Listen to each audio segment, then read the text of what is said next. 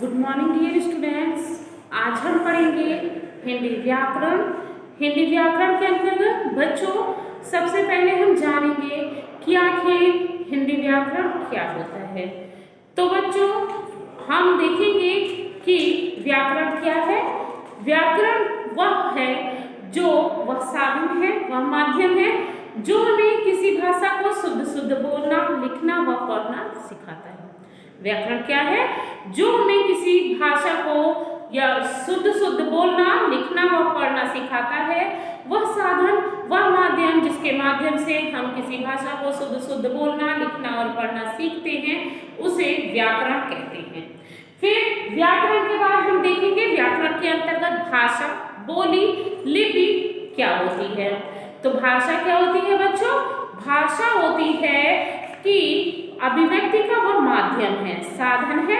अभिव्यक्ति माने हमें अपने विचारों के आदान प्रदान का जो माध्यम होता है वो क्या होता है? भाषा होती है। तो आप परिभाषा देखेंगे, भाषा अभिव्यक्ति का ऐसा साधन है जिसके द्वारा मनुष्य अपने विचारों का आदान प्रदान करता है। मनुष्य अपने विचारों को दूसरों तक पहुंचाता है और उनके विचारों को ग्रहण करता है। वह माध्यम क्या कहलाता है? भाषा कहलाता है। तो बच्चों सबसे पहले हम जानेंगे कि हमारे भारत देश में कितनी भाषाओं को मान्यता दी गई है। तो हमारे भारतवर्ष में 22 भाषाओं को मान्यता दी गई है। कितनी भाषाओं को मान्यता दी गई है? 22 भाषाओं को हमारे देश में मान्यता दी गई है, जिसमें हमारी पहली भाषा है, हमारी मातृभाषा, हमारी राष्ट्रभाषा हिंदी। हिंदी दूसरी है असमिया, जो कि असम में बोली जाती है। कन्नड़ केरल में बोली जाती है।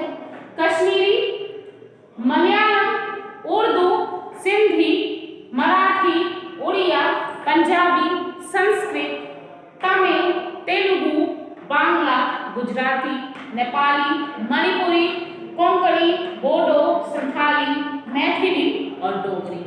कितनी भाषाओं को मान्यता दी गई है? हमारे भारत देश में 22 भाषाओं को मान्यता दी गई है, जिनमें सबसे पहली भाषा हमारी मातृभाषा, हमारी राष्ट्रभाषा हिंदी है। हिंदी, असमिया, कन्नड़, कश्मीरी, मलयालम, उर्दू, सिंधी, मराठी, उड़िया, पंजाबी, संस्कृत, तमिल, तेलुगु, बांग्ला, गुजराती, नेपाली, मणिपुरी, कोंकणी, बोडो, संथाली, मैथिली और डोगरी। इस प्रकार से हमारे देश में 22 भाषाओं को मान्यता प्रदान की गई है। फिर हम देखेंगे भाषा कितने प्रकार की होती है। तो बच्चों भाषा कितने प्रकार की होती है? भाषा 3 प्रकार की होती है, मौखिक भाषा, लिखित भाषा और सांकेतिक भाषा। ठीक है, मौखिक भाषा, लिखित भाषा और सांकेतिक भाषा, भाषा 3 प्रकार की होती है। और हम अब देखेंगे कि लिपि किसे कहते हैं। भाषा के बाद हम आ जाएंगे लिपि क्या होता है। मौखिक ध्वनियों को लिखित रूप में प्रकट करने के लिए जिन ध्वनि चिन्हों का प्रयोग किया जाता है उन्हें क्या कहते हैं? लिपि कहते हैं। मौखिक ध्वनियों को लिखित रूप में प्रकट करने के लिए जिन ध्वनि चिन्हों का प्रयोग किया जाता है उन्हें लिपि कहते हैं। तो बच्चों हमारी हिंदी भाषा की लिपि कौन सी है? हमारी हिंदी भाषा की लिपि है देवनागरी लिपि। ठीक है, देवनागरी लिपि का विकास प्राचीन लिपि से हुआ, जिसे ब्राह्मी लिपि के नाम से जाना जाता है। और इस तरह से अनेक भाषाओं की लिपियां भी अलग अलग है। पंजाबी भाषा की लिपि गुरुमुखी है, अंग्रेजी भाषा की लिपि रोमन है, उर्दू और फारसी की, अरबी उर्दू की लिपि फारसी है। तो इस तरह से ये हो गया। फिर बोली क्या होती है? बोली होती है बच्चों भाषा के क्षेत्रीय रूप को बोली कहते हैं। भाषा का वो रूप जो किसी क्षेत्र विशेष तक सीमित होता है उसे हम क्या कहते हैं? उसे बोली कहते हैं। भाषा का क्षेत्रीय रूप बोली कहलाता है। वह भाषा का स्थानीय रूप होता है जिसकी एक सीमा होती है। बोली एक क्षेत्र तक सीमित होती है, इसे हम सरकारी कामकाज में प्रयोग नहीं कर सकते। यह हमें अपने विचारों का आदान प्रदान करने का माध्यम बनती है, सिर्फ हमारे एक क्षेत्र विशेष तक, एक सीमित क्षेत्र तक। ठीक है, जैसे आज हम अवधिभाषी प्रांत में यदि रहते हैं तो हमारी जो अवधि वो हमारी बोली कहलाएगी, ना कि भाषा। फिर हिंदी भाषा क्या है? व्युत्पत्ति के दृष्टि से हिंदी शब्द की उत्पत्ति कैसे हुई? हिंदी शब्द की उत्पत्ति सिंधु शब्द से मानी जाती है। कुछ विदेशी लोग सा का उच्चारण ख करते थे, जिस कारण सिंधु का उच्चारण क्या हो गया, हिंदू हो गया। अतः हिंदुओं द्वारा प्रयुक्त भाषा क्या कहलाई, हिंदी कहलाई। वास्तव में हिंदी किसी विशेष प्रदेश की भाषा नहीं है, सही अर्थों में यह भाषा न होकर भाषा समूह है, जिसमें अनेक भाषाएं, उपभाषाएं, बोलियां तथा उपबोलियां सम्मिलित हैं। यह एक प्रिय एवं मधुर भाषा है और अत्यंत विस्तृत क्षेत्र में बोली जाती है। हिंदी संविधान द्वारा स्वीकृत राजभाषा है। संस्कृत भाषा इसकी जननी है, इसी से इसकी अभिव्यक्ति की क्षमता इसे विरासत में मिली। हिंदी भाषा अन्य भारतीय भाषाओं की तुलना में सरल है, इसकी लिपि वैज्ञानिक है, यह जैसी बोली जाती है वैसी ही लिखी जाती है। देश के अनेक प्रदेशों जैसे दिल्ली, हरियाणा, हिमाचल प्रदेश, उत्तर प्रदेश, उत्तराखंड, बिहार, झारखंड, मध्य प्रदेश, छत्तीसगढ़ और राजस्थान में भी इसे मातृभाषा के रूप में स्वीकृति दी गई है। हिंदी आज केवल राष्ट्रीय ही नहीं अपितु अंतरराष्ट्रीय स्वरूप भी स्थापित कर चुकी है। विश्व के अनेक देशों जैसे Mauritius, Nepal, Fiji, Canada, Guyana, Suriname, दक्षिणी अफ्रीका, अमेरिका, ब्रिटेन आदि देशों में हिंदी का अध्ययन और अध्यापन हो रहा है। भारत के दक्षिणी भाग, दक्षिण भारत में बोली जाने वाली भाषा दक्षिणी हिंदी कहलाती है। हिंदी की खड़ी बोली को राष्ट्रभाषा तथा राजभाषा का स्थान दिया गया है। भारतीय संविधान में देश की 22 भाषाओं को मान्यता प्रदान की गई है। जैसे मैंने बताया ना कि भारतीय संविधान में हमारे देश की 22 भाषाओं को मान्यता दी गई है। कौन कौन सी है? हिंदी, असमिया, कन्नड़, कश्मीरी, मलयालम, उर्दू, सिंधी, मराठी, उड़िया, पंजाबी, संस्कृत, तमिल, तेलुगु, बांग्ला, गुजराती, नेपाली, मणिपुरी, कोंकणी, बोडो, संथाली, मैथिली और डोगरी।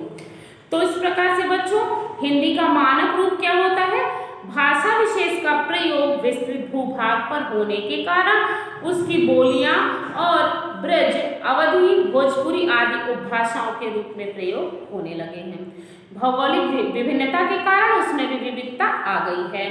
अतः भाषा में एक रूपता और अनुशासन लाने की दृष्टि से उसके मानक रूप की हमें आवश्यकता पड़ सकती है। उदाहरण स्वरूप हिंदी में प्रचलित कई वर्ण और संयुक्त व्यंजन ऐसे हैं जिनके दो दो रूप प्रचलित हैं, जैसे आ है, हा है, हरा है, जाए और जाए। जैसे मैं आपको बताती हूँ, आप देखो ये हा है, इसको हरा कहते हैं और इसको ऐसे भी आप लिख सकते हो, ठीक है। इसके बाद आप जाए और जाए, ये आपका है जाए और जाए। तो इस तरह से हिंदी में अनेक रूप प्रचलित हैं जिसको आप लिख सकते हो भाषा के दो रूप में। या शिष्ट और सुशिक्षित व्यक्तियों द्वारा भाषा का व्यवस्थित और मानक रूप ही स्वीकार किया जाता है। भाषा के अंग क्या होते हैं बच्चों?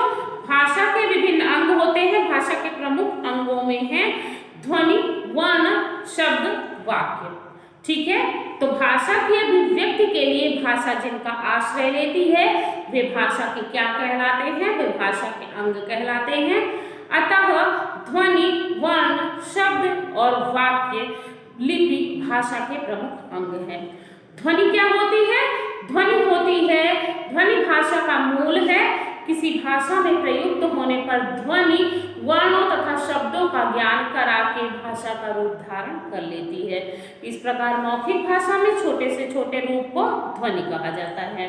वर्ण ये मुख से उच्चारित ध्वनियों के प्रतिध्वनियों के रूप में छोटे से छोटे चिन्ह होते हैं जो भावों को अभिव्यक्ति या अर्थ प्रदान करते हैं, जैसे अ, आ, क, च, ट, त, प इत्यादि। शब्द सार्थक ध्वनियों का वर्ण समूह क्या कहलाता है? शब्द कहलाता है, जैसे क, आ, म, आ आदि। वाक्य के आशय को पूरी तरह स्पष्ट करने वाला शब्द समूह वाक्य कहलाता है। वाक्य के आशय को पूरी तरह स्पष्ट करने वाला जो शब्द समूह होता है वो वाक्य कहलाता है। वाक्य शब्द संरचना का महत्वपूर्ण अंग है, यही भाषा को पूर्णता देता है, जैसे आकाश में चिड़िया उड़ती। अब आपको बताना चाहती हूं मैं कि ध्वनि, भाषा, वर्ण, शब्द, वाक्य क्या होते हैं। ध्वनि क्या होती है? ध्वनि हमारी अभिव्यक्ति या हमारी मौखिक भाषा होती है। हम मौखिक रूप में जब अपनी बात को स्पष्ट करते हैं तो भाषा की छोटी से छोटी इकाई जिसे हम मौखिक रूप में व्यक्त करते हैं या मौखिक अभिव्यक्ति का माध्यम बनती है वो ध्वनि कहलाती है। वर्ण क्या होते हैं? वर्ण क्या होते हैं? भाषा की सबसे छोटी इकाई जिसके टुकड़े ना किए जा सके वो वर्ण कहलाती है। अ आ इ ई इत्यादि। शब्द क्या होते हैं? दो वर्णों के मेल को शब्द कहते हैं। वाक्य क्या होते हैं? दो वर्णों के मेल को शब्द कहते हैं। और वाक्य क्या होते हैं? दो शब्दों के सार्थक मेल को वाक्य कहते हैं। ठीक है, दो शब्दों के सार्थक मेल को वाक्य कहते हैं। तो इस प्रकार से बच्चों व्याकरण की दृष्टि से भाषा को अध्ययन की दृष्टि से 3 भागों में बांटा गया है। वो 3 भाग क्या कहलाते हैं? वर्ण विचार, शब्द विचार और वाक्य विचार। वर्ण विचार के अंतर्गत क्या पढ़ते हैं हम? वर्ण विचार के अंतर्गत हम पढ़ेंगे कि व्याकरण के जिस विभाग में हम वर्णों का शुद्ध रूप, उच्चारण और उसे लिखने का तरीका सीखते हैं वह वर्ण विचार कहलाता है। और शब्द विचार क्या होता है? इसके अंतर्गत शब्दों के भेद, रचना तथा उत्पत्ति का अध्ययन करते हैं, वो शब्द विचार कहलाता है। वाक्य विचार, इस विभाग में वाक्य रचना, वाक्य भेद, वाक्य का विश्लेषण, विराम चिन्ह आदि का प्रयोग किया जाता है, जिन्हें वाक्य विचार कहते हैं। और व्याकरण के बारे में मैंने आपको पहले ही बता दिया कि व्याकरण वह शास्त्र है जो हमें किसी भाषा को शुद्ध शुद्ध बोलने, लिखने और पढ़ने में मदद करता है। तो इस प्रकार से बच्चों हमारा जो पहला पाठ है ये हुआ। इस पाठ में हम आपको ये भी बता देते हैं कि भाषा और बोली में अंतर क्या होता है। तो क्या होता है अंतर? बोलियां एक ही भाषा का अंग होती है। बोलियां भाषा का एक ही भाषा का अंग होती हैं। भाषा का क्षेत्र विस्तृत होता है, बोली का क्षेत्र सीमित होता है। फिर भाषा का संबंध व्याकरण से होता है, बोली का संबंध व्याकरण संबंध नहीं होता। बोली का प्रयोग हम बोलचाल में करते हैं और भाषा का प्रयोग साहित्य रचना के लिए किया जाता है। तो इस तरह से बच्चों हमारी भाषा हो गई, बोली हो गई, व्याकरण हो गया। लिपि क्या है? लिपि भाषा के वर्णों को लिखकर प्रकट करने के लिए निश्चित किए गए ध्वनि चिन्हों को लिपि कहते हैं। अर्थात भाषा को सही सही लिखने की विधि और भाषा को सही सही लिखने के लिए जिन चिन्हों का प्रयोग किया जाता है उन्हें लिपि कहते हैं। भाषा को शुद्ध रूप से प्रकट करने के लिए जिन चिन्हों का प्रयोग किया जाता है उन्हें लिपि कहते हैं। तो इस प्रकार से बच्चों हमारा भाषा, बोली, व्याकरण और लिपि पूरा हुआ। आगे हम अगले वीडियो में पढ़ते हैं। Thank you.